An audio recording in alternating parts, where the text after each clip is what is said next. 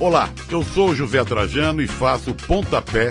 Sabia que aqui na Central 3 você não é um mero ouvinte? Nos ajudando a partir de R$14 através do Apoia-se. Você se torna membro do Clube Central 3, onde concorre a prêmios exclusivos, além de participar de um grupo de discussão sobre o conteúdo dos nossos podcasts. Acesse apoia.se/Central 3 e colabore com a mídia livre e independente. Cristo Redentor, braços abertos sobre a Guanabara.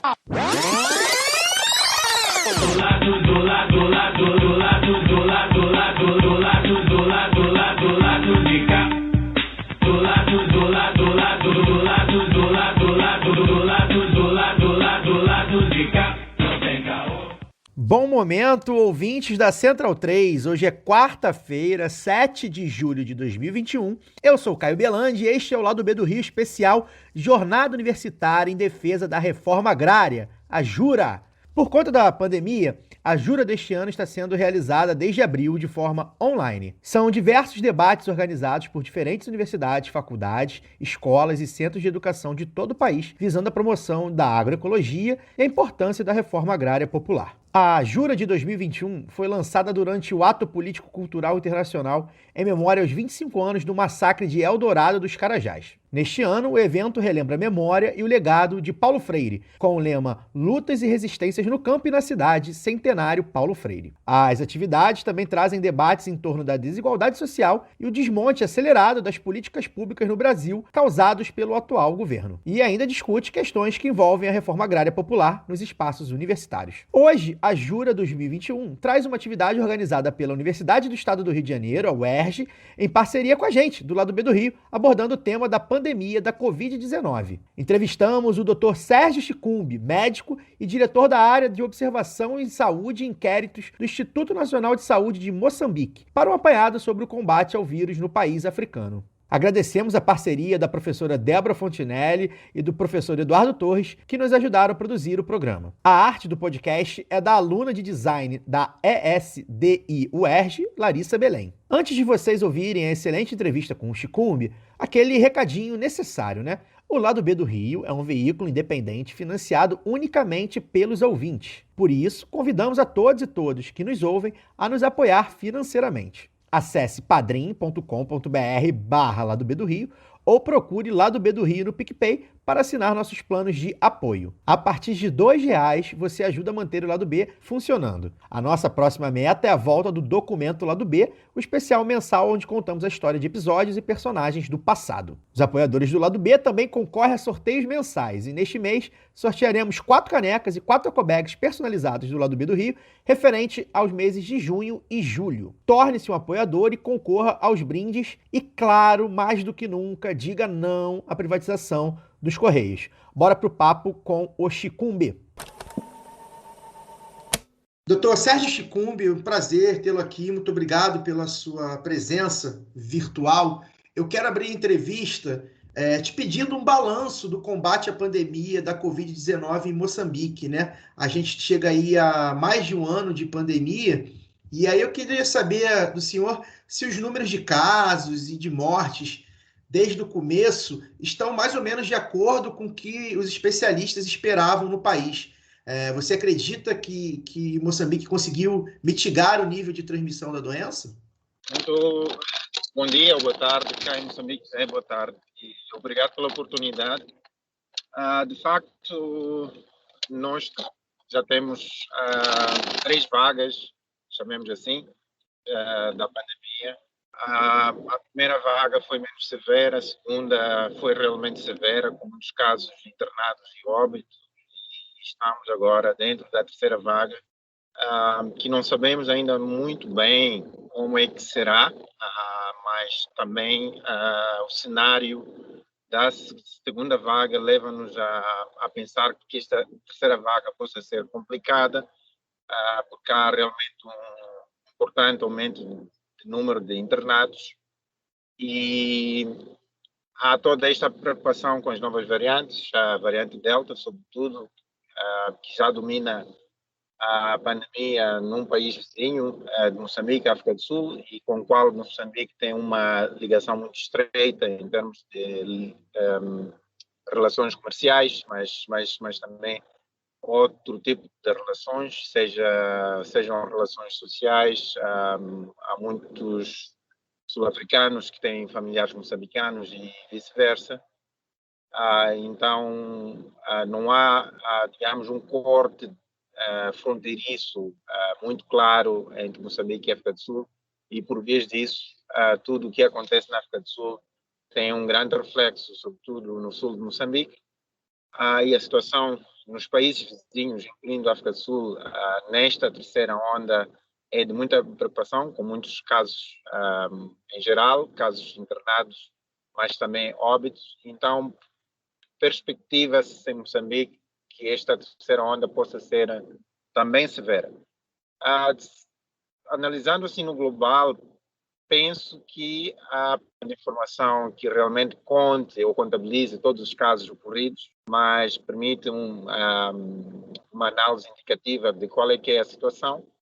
E baseando-se nos dados disponíveis, penso que a situação da pandemia em Moçambique terá sido melhor, felizmente, e diferente daquilo que foi projetado pelos especialistas. Quais são os fatores por trás disso? Ainda não compreendemos, mas sim, terá sido melhor a situação em termos epidemiológicos específicos da Covid-19. Mas, naturalmente, as consequências sociais e econômicas são severas, e de acordo com projeções que os especialistas podem fazer para o nosso país, porque é um país muito pobre, com uma larga porção da população vivendo em situação precária, e todas as medidas restritivas e a situação de corte de relações transfronteiriças e as medidas restritivas locais terão tido certamente um efeito, além do efeito da própria pandemia, muito importante na nossa sociedade, que de certeza ainda estamos para ver e fazer o devido apuramento da magnitude.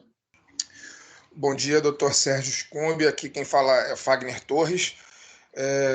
Doutor, eu, antes de fazer minha pergunta e agradecer, né, mais uma vez também sua participação aqui conosco, eu queria fazer um apanhado geral. Não sei se o senhor está acompanhando à distância a forma como o Brasil vem lidando com essa pandemia desde março de 2020. Né? O Brasil, diferente da grande maioria do mundo, ele simplesmente ignorou, o governo brasileiro ignorou a pandemia, minimizou de todas as formas e jogou o povo brasileiro à própria sorte.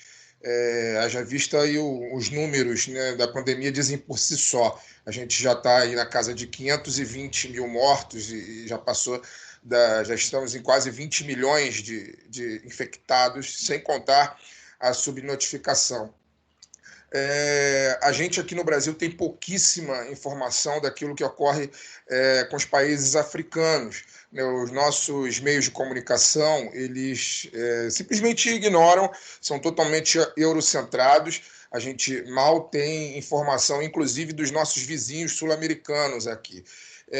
E nesse contexto, ao contrário eu diria de todos, mas se não de todos, a maioria dos governos sul-americanos, aqui nossos vizinhos, o Brasil foi o único que adotou essa postura totalmente negacionista. Né? O presidente brasileiro, ele sempre se colocou contra o isolamento social. Ele não só se coloca contra o isolamento, como ele promove aglomerações diariamente, seja nas atividades governamentais, seja em campanhas eleitorais antecipadas. O Brasil está num contexto de uma eleição presidencial em 2022, cuja campanha eleitoral já foi antecipada em mais de um ano pelo atual presidente da República. né? O Brasil boicotou a vacinação. O Brasil tem um dos países com maior cobertura vacinal do mundo. Teve essa cobertura destruída nesse governo. O governo recusou, não respondeu propostas de vacinas das indústrias farmacêuticas, da Pfizer. Agora nós estamos com um escândalo de corrupção, muito provavelmente envolvendo diretamente o presidente da República com relação a vacinas do consórcio Covaxin, né, uma coisa que está repercutindo muito na mídia tradicional brasileira no momento. Então, o Brasil fez tudo errado, né? Ele jogou o povo à própria sorte, trabalhou em função do vírus, trabalhou para o vírus, e os resultados dizem por si só. A gente tem aí cemitérios lotados aqui no Brasil há 1 ano e 4 meses.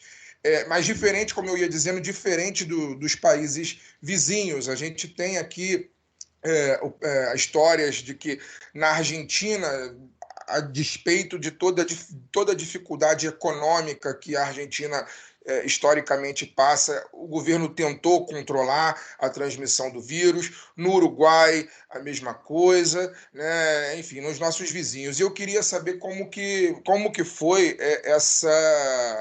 essa integração que, no nosso caso brasileiro aqui, não houve com os nossos vizinhos, como que foi essa integração de combate à pandemia entre os países africanos, sobretudo os vizinhos de Moçambique. Houve essa cooperação? Foi cada um por si? Como que está sendo essa estratégia de combate no âmbito continental africano? Muito obrigado pela questão. Bom, nós temos primeiro a União Africana e depois comunidades regionais. Moçambique está na chamada SADC, que é a Southern Africa Development Community, que é a Comunidade de Desenvolvimento da África Subsaariana, essencialmente. Estas comunidades são muito alinhadas entre si, quer politicamente, quer do ponto de vista social e econômico. Tanto é que praticamente somos quase um povo único, que depois do processo colonial separou, mas para os vizinhos de Moçambique, estou a falar da Tanzânia a norte, Malawi, Zâmbia, mais para este e Zimbábue, África do Sul, Suazilândia e Suatine, mais para o sul, são países contíguos com os povos fronteiriços, são praticamente o mesmo povo.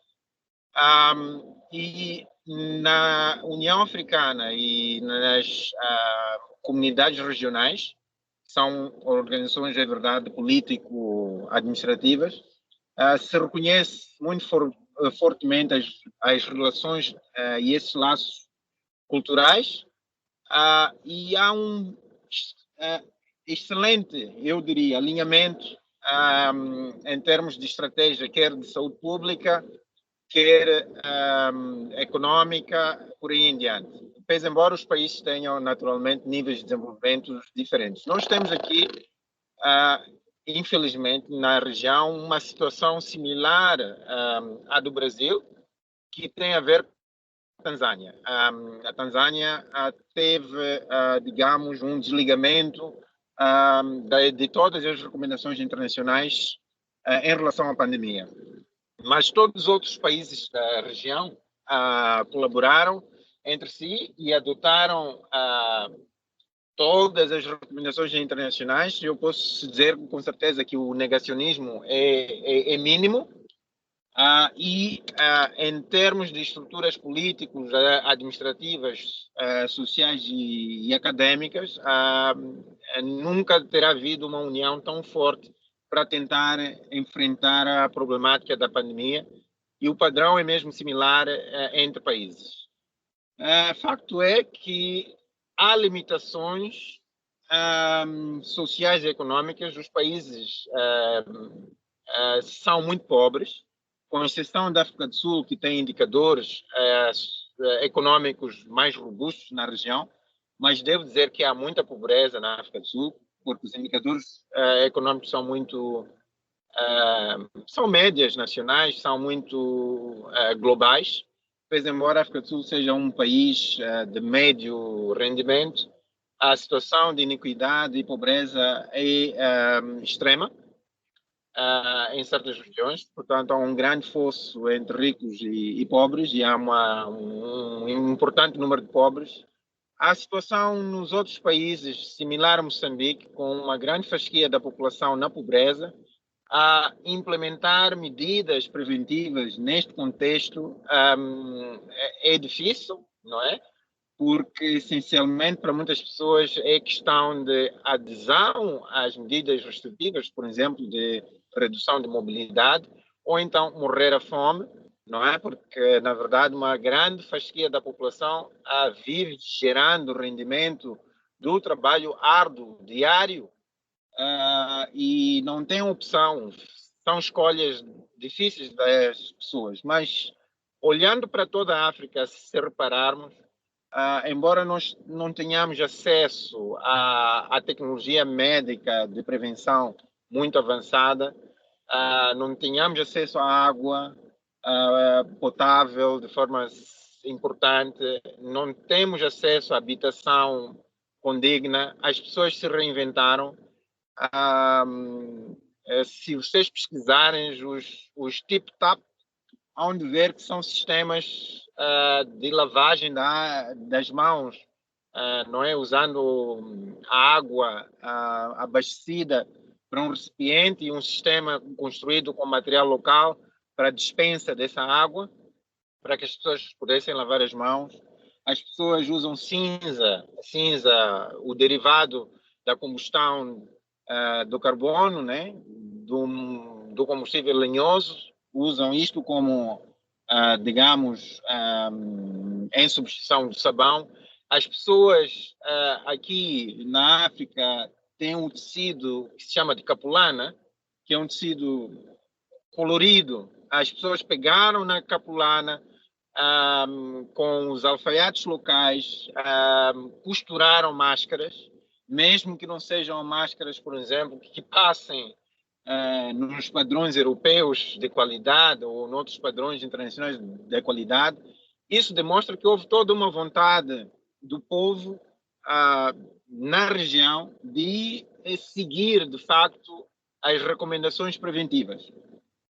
Mas facto é que fechamento de fronteiras, as pessoas ficarem em casa, como foi recomendado, não irem trabalhar, não entrar em transporte público que cause aglomeração e risco para a saúde pública, são medidas emanadas em todos os países da região, mas cuja implementação, pelo contexto, é de facto muito difícil. Então, sim, houve um total alinhamento aqui na região, com a exceção, como eu disse, da Tanzânia, que saiu um pouco da comunidade, do alinhamento da comunidade. Infelizmente, o líder que, digamos, conduzia o país neste contexto faleceu, não sabemos qual a causa, e infelizmente, quer dizer, não é que a morte de um líder seja um infortúnio, é um infortúnio, mas sentimos que a substituição deste líder resulta que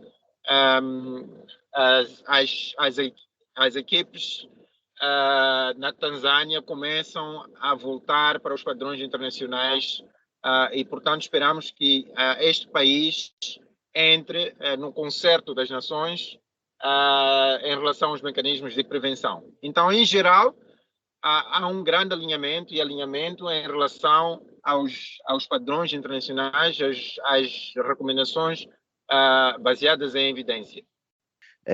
Bom dia no Brasil, boa tarde Moçambique, Daniel falando aqui.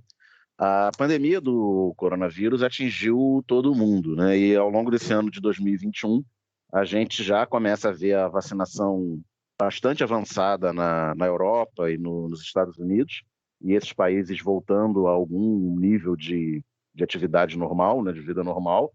em termos de socialização, enquanto o resto do mundo ainda patina na pandemia. Aqui no Brasil, um país muito desigual, as distintas classes sofreram de forma distinta a pandemia, né? As classes médias e mais altas têm acesso a uma saúde de maior qualidade e condições de manter um isolamento social em melhores condições. Isso se reflete na taxa de mortalidade nas diversas regiões do país e mesmo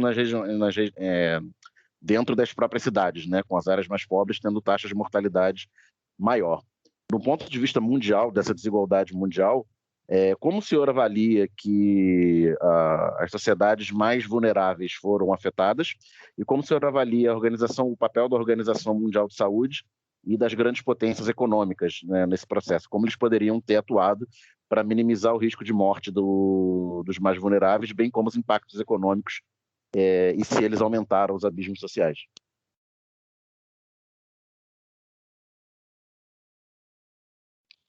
Bom, obrigado pela questão.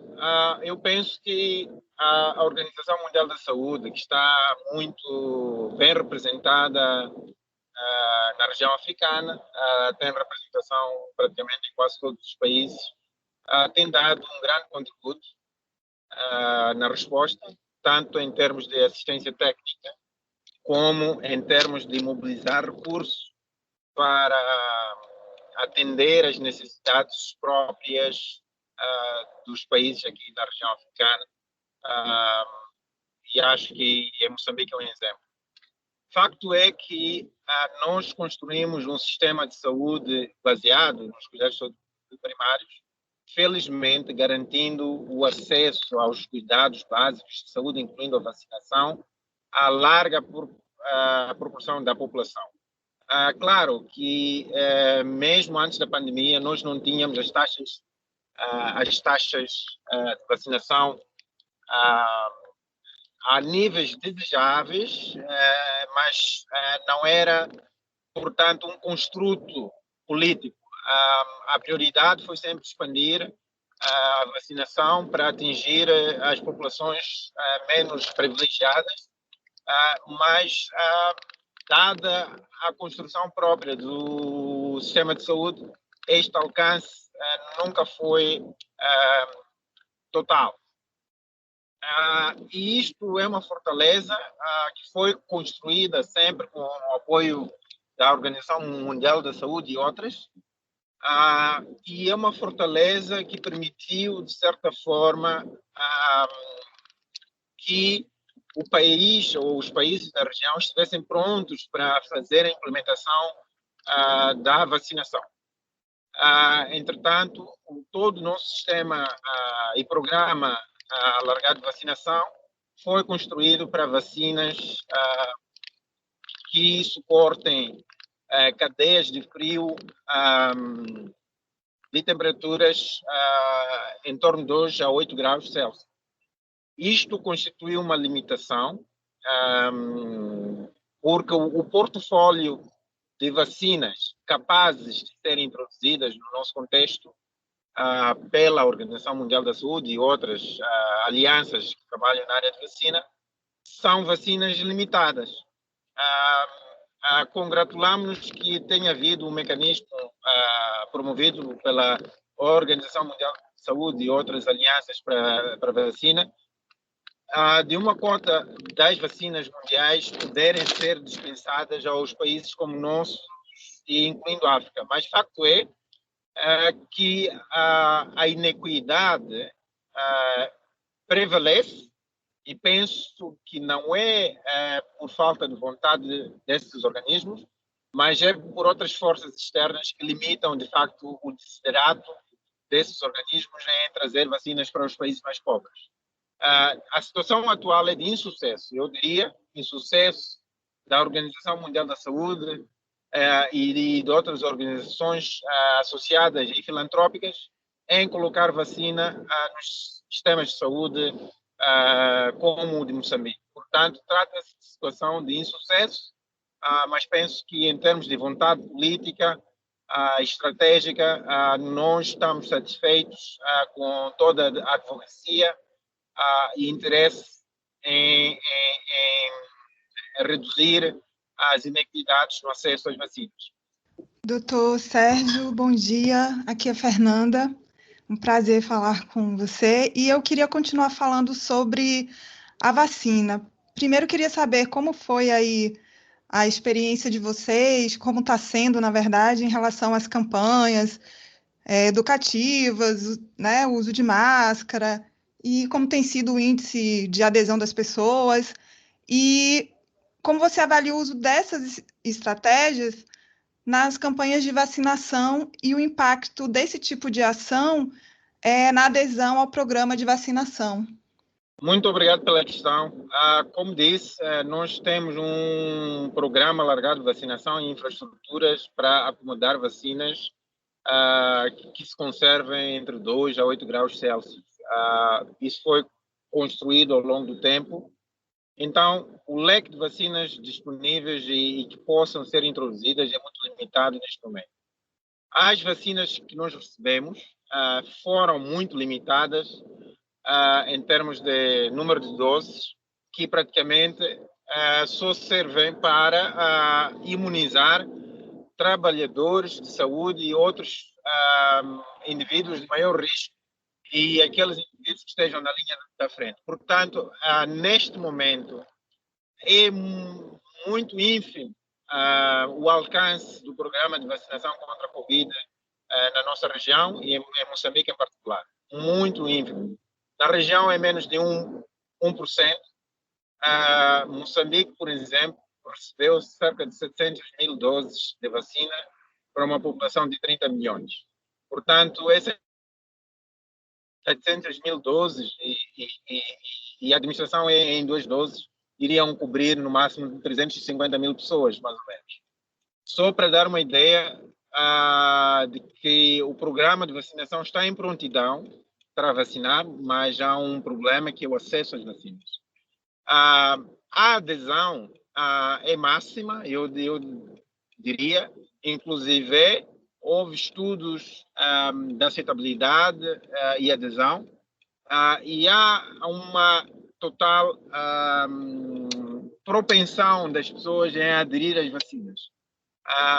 Em relação às campanhas preventivas em geral, tivemos uma importante parceria dos mídias, quer públicos como privados, a colaborarem para a difusão de informação e materiais educativos.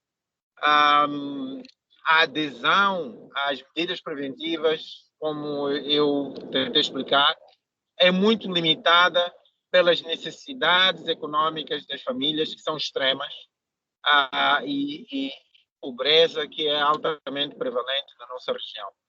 Mas penso que não há a dimensão de falta de adesão ou compreensão e, nesta fase, até mesmo falta de conhecimento. Facto é que as pessoas têm que estar a trabalhar, são pobres, muito pobres, não têm reservas, trabalhar no dia a dia para garantir a alimentação à sua família e, naturalmente, em termos de aglomeração, isso é inevitável, em termos de mobilidade das pessoas, isso é inevitável, em termos de menosprezar sinais e sintomas ligeiros para continuar a trabalhar, isso é inevitável, mas penso que não é mesmo a falta de adesão, é sim o contexto social e econômico que leva as pessoas a estar nessas situações. Em geral, as pessoas, as crianças, jovens, adultos e mulheres, aquelas medidas que são básicas, como o uso de máscara, estão a usar as máscaras caseiras, que provavelmente não têm eficiência, porque são máscaras costuradas localmente, mas isso demonstra a vontade das pessoas em aderir às medidas preventivas. O programa de vacinação está em prontidão, mas, de facto, um problema é a inequidade de acesso às vacinas, ou seja, ainda estamos praticamente sem vacinas no nosso continente. Doutor Chicumbi, aqui no Brasil, a gente não tem visto se falar muito das sequelas na saúde que a pandemia vai deixar na população, né? Mesmo aquelas que estão curadas, né? Que não estarão mais com o vírus. A gente até tem alguns programas que já estão mapeando pacientes com uma evolução grave, né? Disfunções renais, cardíacas, até questões de memória, já se fala também. O Hospital Universitário Pedro Ernesto inaugurou agora, em maio, um ambulatório multidisciplinar pós-Covid para estudar esses casos. E aí, diante desse cenário, eu faço duas perguntas. Quais são as suas perspectivas em relação a essa vigilância pós-pandemia, pós-infecção em Moçambique? E como você enxerga o papel dos governos, universidades e centros de pesquisas na atenção a essas sequelas deixadas pelo vírus? Bom, o facto é que nós temos um cenário, primeiro, de uma população largamente jovem. A título de exemplo, na região e em Moçambique, a mediana de idade é de 17 anos. Portanto, 50% das pessoas têm até 17 anos. Mas também temos uma situação na região de esperança de vida muito curta,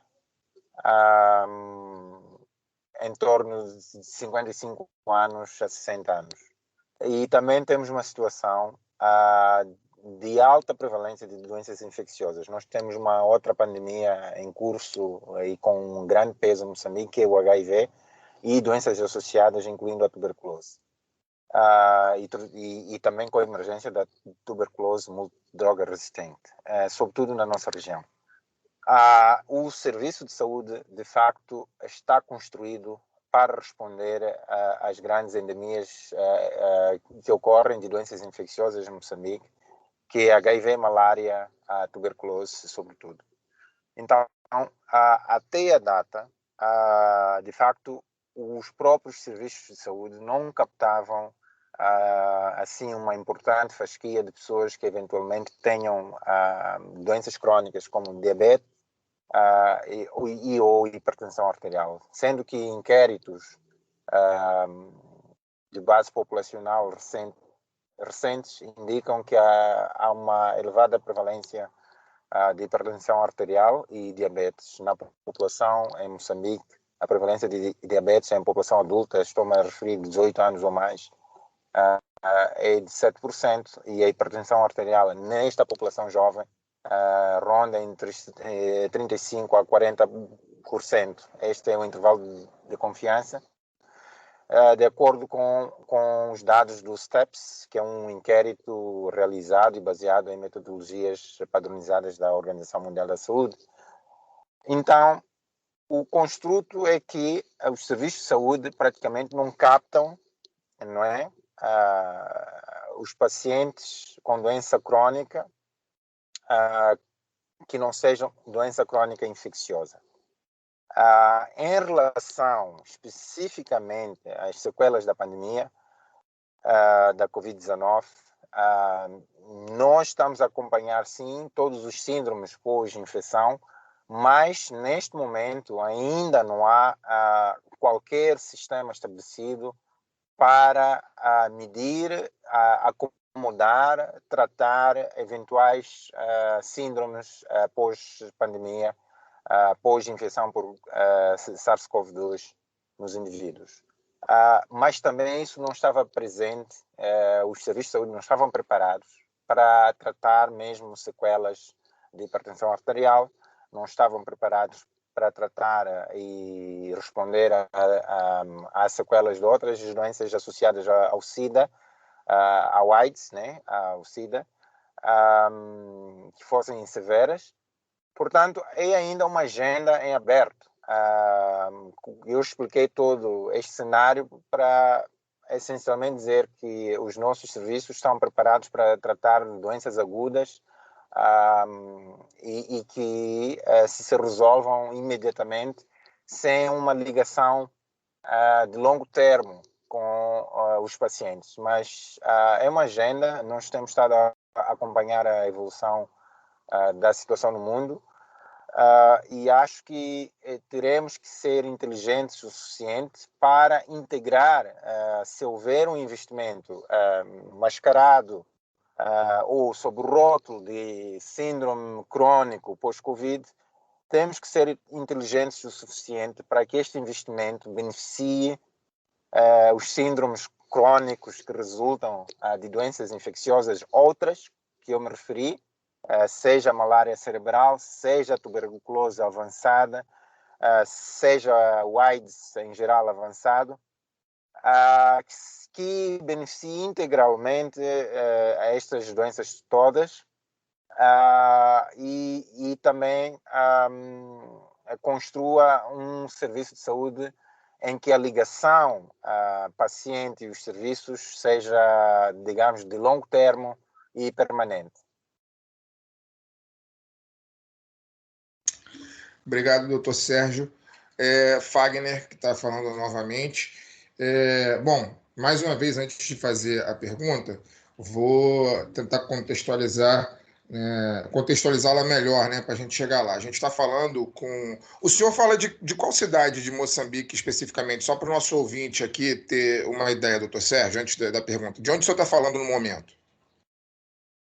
Eu vivo na capital de Moçambique, Maputo, e trabalho no Instituto Nacional de Saúde, que é uma instituição pública de saúde pública, pesquisa e formação, e de certa forma estou ligado à resposta a esta pandemia com uma visão nacional. Portanto, viajando por todas as províncias aqui eu diria que são equivalentes àquilo que vocês chamam estados no Brasil, viajando por todas as províncias, tentando organizar e contribuir para esta resposta à pandemia. Mas, neste momento, estou a falar da cidade capital de Moçambique, Maputo. Correto, o senhor fala de Maputo. Bom, a gente está falando de um país, como o senhor mesmo já colocou em sua explanação, né, um país num contexto pobre, bem mais pobre do que o Brasil, né, embora o Brasil ele tenha um contexto de distribuição de renda absurdo, né? Ele, embora esteja ainda entre as maiores economias do mundo, também está entre os países com pior distribuição de renda, né? A gente está falando de um país como Moçambique, que tem, até o momento, já passou aí por algumas ondas da pandemia, como o senhor mesmo falou no começo, algumas vagas, né? E tem hoje 923 mortes. Eu queria que o senhor me corrigisse caso esteja errado, mas segundo os últimos dados que eu pesquisei aqui, são 923 pessoas que morreram. Como o senhor falou no começo, o país enfrenta um momento difícil ainda da pandemia, com 11 mortes. Em toda a pandemia, Fagner, cabe esclarecer para o ouvinte. Isso. No momento, como o senhor falou, está num momento difícil ainda da pandemia, morrendo 11 pessoas por dia. Ontem bateu 11 mortes. Né? Só para o senhor ter uma ideia, não sei se o senhor acompanhou os dados do Brasil, os dados mais recentes, 923 mortes em Moçambique em 1 ano e 4 meses, isso é menos do que o que morreu ontem no Brasil. Ontem no Brasil, só ontem, nós tivemos 1.787 óbitos, né, em 24 horas, sem falar, obviamente, as subnotificações. A gente vive aqui no Brasil, doutor Chicumbi, a gente tem um sistema de saúde que é referência também no quesito público, né? Porque ele é universal, que é o Sistema Único de Saúde, que embora ele seja de 1988, a partir da nossa última Constituição, ele nunca teve pleno funcionamento, ele sempre foi muito atacado, né? Um dos principais lobbies que nós temos na nossa Câmara, no nosso Congresso, de uma maneira geral, né, em Brasília, é o lobby das empresas privadas de saúde, né, os chamados planos de saúde. E isso fez com que, historicamente, o nosso Sistema Único de Saúde, que é público, universal, fosse constantemente atacado e dizimado, né? Apesar disso, ele salvou milhões de pessoas nesse período de pandemia. Como eu disse na minha primeira pergunta, aqui no Brasil, a nossa história com a pandemia foi a pior possível. Os números dizem por si só. né?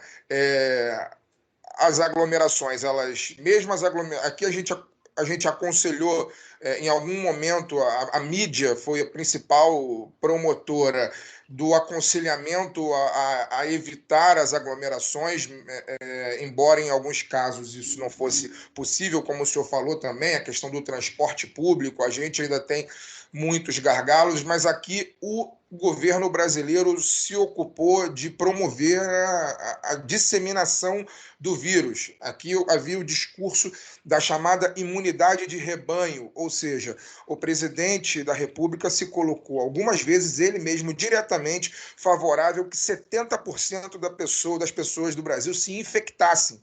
Na visão dele, não tinha como isso não acontecer. Então ele trabalhou por incentivar essas aglomerações. Em contraponto, mundo afora, a gente vem sabendo de algumas experiências, sobretudo de experiências de rastreio, né, do vírus, no sentido de evitar a disseminação. Ou seja, não só o apoio a que não hajam aglomerações, né, o apoio às medidas sanitárias, como o uso de máscaras, lavar as mãos, né, manter o distanciamento de 1,5 metro um do outro, sempre que for necessário, mas também o rastreio dos casos, no sentido de saber onde são os pontos mais críticos e evitar, né, a chamada testagem. Isso aqui no Brasil não existiu, né? A gente tem aí histórias do Vietnã, de Cuba, né, países que são, né, então, além da experiência capitalista, né, são países de outro tipo de experiência socioeconômica, né, mas países pobres e que fizeram e que tiveram sucesso. Queria que o senhor falasse sobre essa política de rastreio de casos em Moçambique. Isso aconteceu, isso foi aventado, como ocorreu, porque, assim, embora a população brasileira, obviamente, é muito maior do que a população moçambicana, mesmo assim, me parece muito discrepante que, entre aspas, para o nosso público ouvir, né, apenas 923 pessoas tenham morrido, comparados com 527 mil. Ou seja, mesmo que a população moçambicana seja muito menor que a brasileira, me parece que o sucesso de vocês é muito maior no combate à pandemia do que no Brasil. E eu queria que o senhor falasse sobre essa questão de rastreio, se aconteceu em Moçambique e como aconteceu. Muito obrigado pela questão. De facto, o Moçambique adotou e implementou toda uma estratégia e obteve toda a colaboração da sociedade, uma estratégia de evitar o contágio. Portanto, medidas de prevenção foram recomendadas. Como eu disse, as pessoas inventaram-se e reinventaram-se para aderir às medidas preventivas. Dentro do possível, dentro do que era a sua condição socioeconômica, mas obviamente não podiam deixar de se fazer à rua e ao trabalho. E, portanto, enfrentando situações de aglomeração. Nós sabemos que no início desta pandemia nós só tínhamos um laboratório capaz de fazer biologia molecular, a técnica de PCR, a técnica de diagnóstico standard. Rapidamente, nós temos 11 províncias, contando com a cidade capital.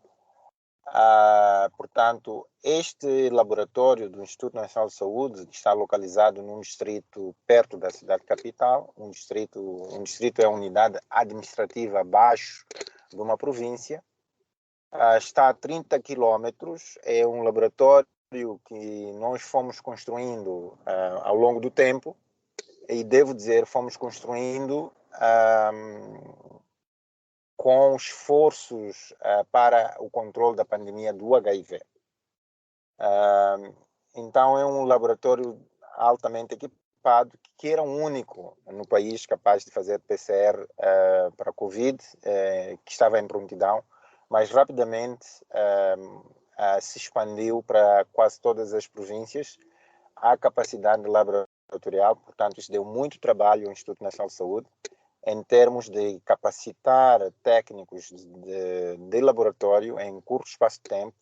O investimento veio do lado público e privado, houve uma grande união, expandiu-se a capacidade de diagnóstico laboratorial para todas as províncias neste momento, em termos de PCR. Mas, naturalmente, as zonas rurais ficaram sempre menos cobertas, porque em termos de eletricidade e infraestrutura, como água necessária para instalar um laboratório nestas zonas, ainda há uma limitação estrutural. Não é uma limitação de vontade, visão política ou interesse político ou técnico. É mesmo estrutural. Esses laboratórios exigem, portanto, condições mínimas de eletricidade e água para se poder expandir até as zonas rurais, mas também recursos humanos qualificados são muito limitados nas zonas rurais. Então, esse discurso é para dizer que o acesso à testagem, o rastreio, é limitado em Moçambique. Foi baseado em sistemas de referenciamento de amostras, ou seja, as zonas rurais, se há um caso suspeito numa zona rural, o técnico de saúde colhe a amostra, usa o sistema de referenciamento de amostras que nós estabelecemos para a pandemia do HIV, portanto, aproveita a boleia de todo o sistema de referenciamento de amostras do HIV para enviar a amostra para o COVID, para a testagem para o COVID. Então, em termos físicos, rastrear de igual forma todo o país, devo dizer que não foi possível.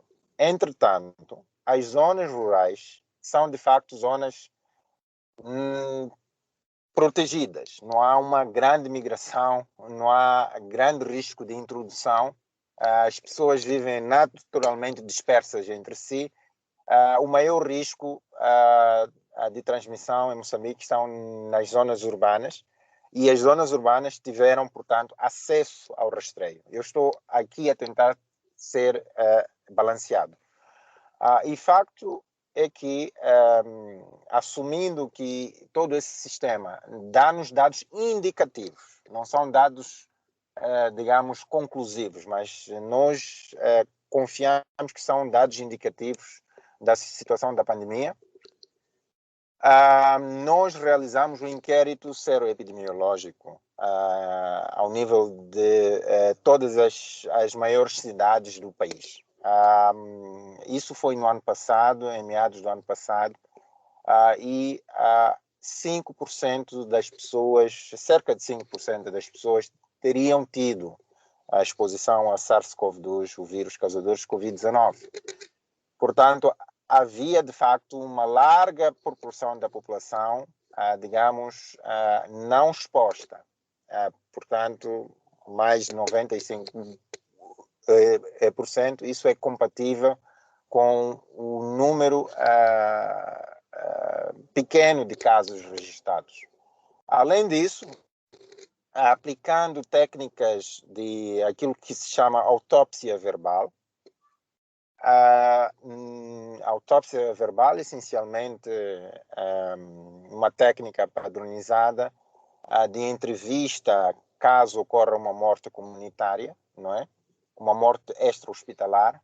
Se entrevista os familiares, uma espécie de anamnese e todo o histórico, e há todo um algoritmo para determinar a causa provável daquela morte. Através de levantamentos às custas de autópsia verbal, temos indicação que o número de mortes, de facto, por um padrão compatível com a doença Covid-19, é muito pequeno, é de uma magnitude pequena. Penso que rondava os 5, 10% de mortalidade extra-hospitalar que pudesse ser atribuível à doença compatível com a Covid-19 através, portanto, deste inquérito baseado em autópsias verbais. E depois temos os dados hospitalares de que mencionou. que indicam, de facto, um número relativamente pequeno de mortes em Moçambique, e estas mortes aconteceram, a maior parte, sobretudo, na segunda vaga da pandemia, quando se introduziu uma nova variante, a variante Beta, e o número de mortes está a acontecer agora de forma idêntica ao número de mortes da segunda vaga, nesta terceira vaga, quando na região a variante Delta circula, e essas mortes se concentram, sobretudo, nas populações idosas e pessoas com doença de base crônica. Ou seja, pensamos que um fator importante e protetor na nossa região é o fato de termos uma população muito jovem, pese embora pobre, e pronto. Em termos relativos, nós confiamos que os dados da magnitude relativamente menor de mortes em Moçambique e na região seja realístico. Na região, os outros países vizinhos têm uma situação pior, sobretudo a África do Sul, do cumulativo de mortes. Mas sim, confiamos nesses dados de que haja uma situação de menos mortes em Moçambique. Em suma, pese embora o rastreio esteja muito, digamos, concentrado nas zonas urbanas, estas zonas são as zonas de maior risco de transmissão. As zonas rurais são relativamente isoladas. Fizemos um inquérito seroepidemiológico que confirmou os níveis de exposição, que não eram tão altos. E também, dada a dúvida da captação de óbitos que ocorre em termos de óbitos hospitalares, conduzimos levantamentos que indicaram que a magnitude de morte extra-hospitalar não é relativamente, comparando com os outros países, não é de grande magnitude. Então, confiamos que este é o cenário até a data, de facto, de limitado acesso a rastreio, mas que houve uma grande expansão na capacidade de rastreio. Como eu disse, se construiu laboratórios em menos de 6 meses em quase todas as províncias, e depois, na atualidade, se recorre aos testes rápidos de antigênio, portanto, expandiu-se a capacidade de testagem. Também fizemos avaliações complementares para conhecer a situação da epidemia no nosso país, que acabam confirmando, validando os dados, digamos, enviesados, baseados nas zonas urbanas, confirmando que, de facto, a magnitude de casos e morte é compatível com os dados captados, e quando se compara com os outros países, a situação foi melhor no nosso país.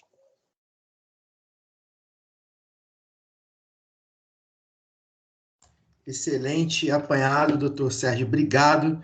Vou chamar aqui o nosso Eduardo Torres, professor da UERJ, está acompanhando aqui com a gente, ajudou a produzir esse programa, as entrevistas, as pautas.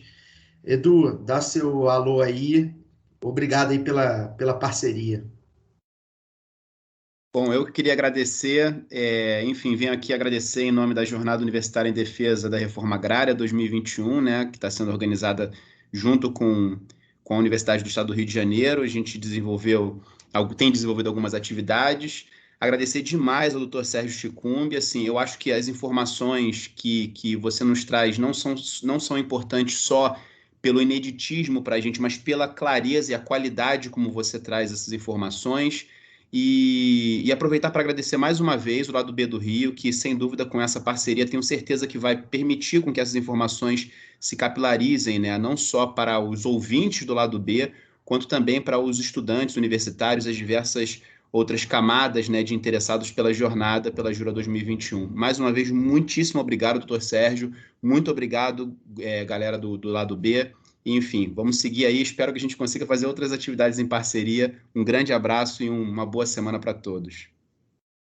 Com certeza. Doutor Sérgio, muito obrigado pela sua participação. Realmente foi muito esclarecedora essa entrevista para a gente. Como o Fagner falou, infelizmente não estamos habituados com informações vindas de países africanos. Eu acho que você esclareceu bastantes pontos para a gente. Nossa audiência também vai ficar muito feliz de ter ouvido essa entrevista. Tá? Muito obrigado. O senhor deixa aí o seu recado final e espero que Moçambique continue se saindo bem, pelo menos em comparação com a maior parte do mundo, no combate a esse vírus que tem feito, enfim, tanta desgraça ao redor do mundo. Muito obrigado, doutor Sérgio. Muito obrigado a vocês pela oportunidade criada. De facto, é uma situação ímpar, esta pandemia, e faço votos que a situação no Brasil e no mundo, e depois em África também, melhore. Esperemos que as soluções tecnológicas não estejam em risco. Estou-me a referir das vacinas, com o risco essencial essencialmente que enquanto houver uma baixa cobertura vacinal, enquanto se alargarem iniquidades no acesso, a pandemia vai permanecer ativa por focos ou mantidos nas outras regiões. Portanto, desejo que seja uma abordagem mais inclusiva e que a solidariedade que Moçambique se beneficia do Brasil, tanto na área de saúde como nas áreas econômicas, volte à mão de cima. A título de exemplo, nós agradecemos muito a toda a solidariedade do povo brasileiro. Vários dos quadros da saúde de Moçambique são formados no Brasil, a nível de mestrado e pós-graduado. Esses quadros que garantiram ao estado de preparo, pese embora limitado, de Moçambique para começar a testar. Muitos deles foram formados no Brasil.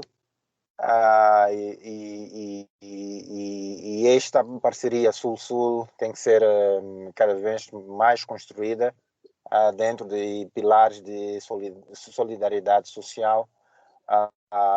E pronto, é o que eu auguro, que nos encontremos de novo, mesmo no contexto desta pandemia, para desenharmos juntos estratégias integradas e com uma visão social mais importante para proteger os menos favorecidos. Obrigado pela oportunidade e fico sempre à disposição. Antes da gente encerrar o programa dessa semana, eu preciso passar os recados das molezinhas para os nossos ouvintes. Digitando o código Lado B na hora da compra, você tem 10% de desconto na veste esquerda. Tem estampa da Lélia Gonzalez, Mercedes Sosa, Paulo Freire, Che Guevara, Marielle, Malcolm X e muitas outras. Acesse vesteesquerda.com.br e utilize seu código Lado B. Para quem está nos ouvindo aí na sexta ou no sábado de manhã, não perca a mamatinha para a live show da cantora Maíra Freitas, que será realizada neste sábado, dia 10 de julho, às 8 horas da noite. A Maíra apresenta o show inédito Tambor Atento, um mergulho nas canções que embalam a vida e o presente num abraço musical em tempos de confinamento. Compre o ingresso em www.simpla.com.br, sympla.com.br, utilize o cupom Lado B e pague apenas R$15 para assistir um showzaço, hein? 20% de toda a renda da live show será destinada a projetos sociais de combate à fome. Até semana que vem com mais um Lado B do Rio e vai estar imperdível.